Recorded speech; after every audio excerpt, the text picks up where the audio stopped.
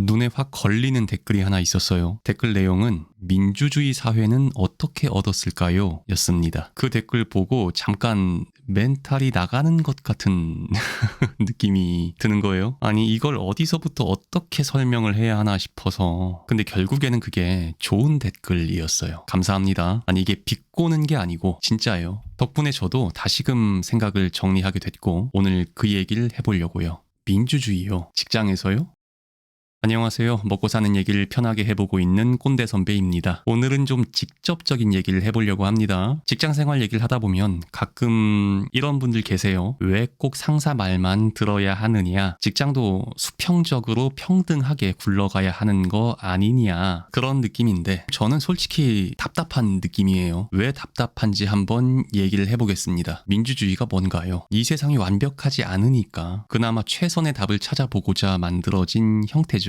어느 한쪽에 힘이 쏠리면 독재가 되니까 그걸 막기 위한 시스템이에요. 그건 맞아요. 저도 당연히 그 가치를 믿습니다. 근데 있잖아요. 그게 세상 모든 부분에 적용이 될 거다 하고 생각하시면 안 돼요. 그 민주주의를 가장 지켜야 하는 대표적인 사람은 누굴까요? 예를 들자면 국회의원? 국회의원 사무실은 어떻게 굴러갈까요? 거기는 모든 직원들 의견을 다 모아서 회의를 다 거치고 투표도 해서 모두의 의견이 합치된 다음에 그리고 나서 업무가 진행이 될까요? 그게 가능해요? 안 되잖아요. 근데 심지어 이윤을 창출해야 하는 기업은요. 무슨 일 추진할 때마다 전 직원 회의를 통해서 동의받고 투표도 하고 그리고 나서 움직여야 돼요? 그렇게 하면 일이 됩니까? 업무가 굴러가요? 사공이 많으면 배가 바다가 아니고 산에 가죠. 이건 이상이 아니고 현실 얘기입니다. 민주주의는 우리가 사는 세상의 방향을 잡는 이념이에요. 근데 그걸 직장에 그대로 대입하는 건 비현실적인 거죠. 좀 세게 얘기하자면 그건 현실 도피예요. 특히 사회 초년생 때 그런 생각에 빠지기가 쉽습니다. 왜 그런 생각을 하게 되느냐? 왜냐하면 그게 지금 나한테 유리하니까. 조직이 수평적인 상태가 되면 내가 밑에 있는 사람이 안 되어도 되잖아요.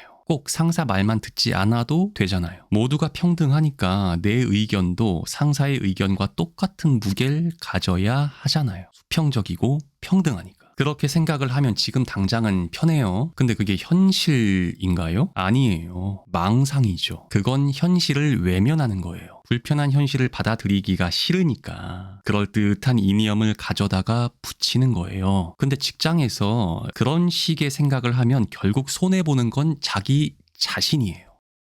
자, 어떤 조직이든 리더가 있고 팔로워가 있습니다. 이게 불공평한 게 아니에요. 조직이 굴러가기 위한 구조예요. 군대도 스포츠 팀도 회사 역시 똑같아요. 구심점이 되어서 결정을 하는 사람이 있어야 그 조직이 움직일 수가 있는 거죠. 물론 리더도 완벽하지가 않아요. 잘못된 결정을 할 수도 있고 실수할 수도 있어요. 그땐 옆에서 팔로워도 조언할 수가 있죠. 의견을 제시할 수가 있어요. 하지만 그럼에도 불구하고 리더가 결정을 했다면 리더의 그 결정 안에서 최선을 다하는 게 팔로워의 역할인 겁니다. 그리고 그 결정이 잘못된 결정이었다면 책임은 결정을 한 리더가 지는 거예요. 내가 질 책임이 아니에요. 그러니까 내가 손해볼 게 없는 거죠. 근데 끝까지 반대하고 싸우다가 일은 일대로 진행이 안 되고 상사, 리더와의 관계마저 틀어진다면 그건 온전히 내 손해예요.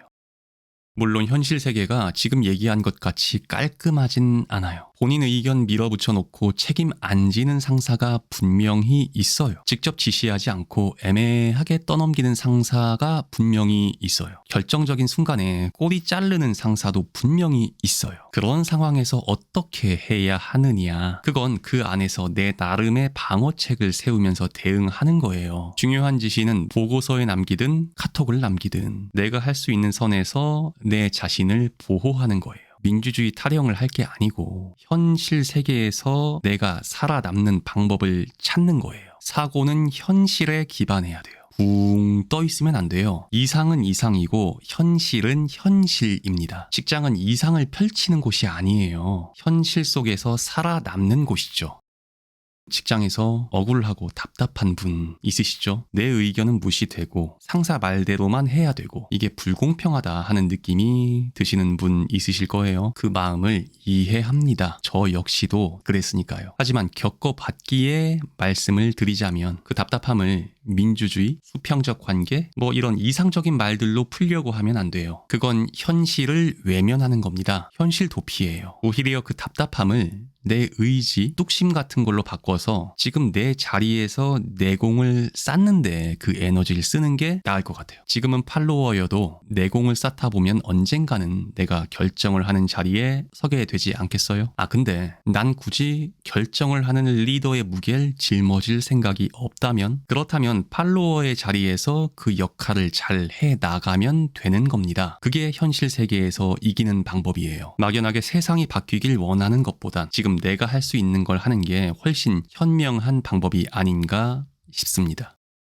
오늘 좀 강하게 얘기한 것 같고요. 불편하게 들린 분들도 계실 것 같습니다. 근데 저는 꼭 좋은 말만 하는 게 도움되는 건 아니다 하고 생각을 해요. 주변에서 누가 잘 해주지 않는 어찌 보면 민감한 얘기를 현실적인 시선에서 직접적으로 얘기를 해주는 게 저 같은 랜선 선배가 할 수 있는 역할이 아닌가 싶거든요. 직장은 민주주의 사회가 아닙니다. 리더가 있고 팔로워가 있어요. 이걸 빨리 인정하는 게 현명한 거예요. 팔로워가 창피한 게 아니에요. 모든 리더가 팔로워에서 시작했지 않겠어요? 그리고 좀 현실적인 시각에서 생각을 해보면 오히려 팔로워의 위치에서 단단하게 자리매김해서 길게 가는 전략이 좋은 경우도 있습니다. 결국 지금 주어진 상황을 인정하고 내 자리에서 최선을 다하는 게 가장 좋은 방향이 아닌가 싶습니다. 다음 주도 같이 버텨보시죠. 도움되셨다면 구독, 좋아요도 부탁을 드리겠습니다. 꼰대 선배였습니다.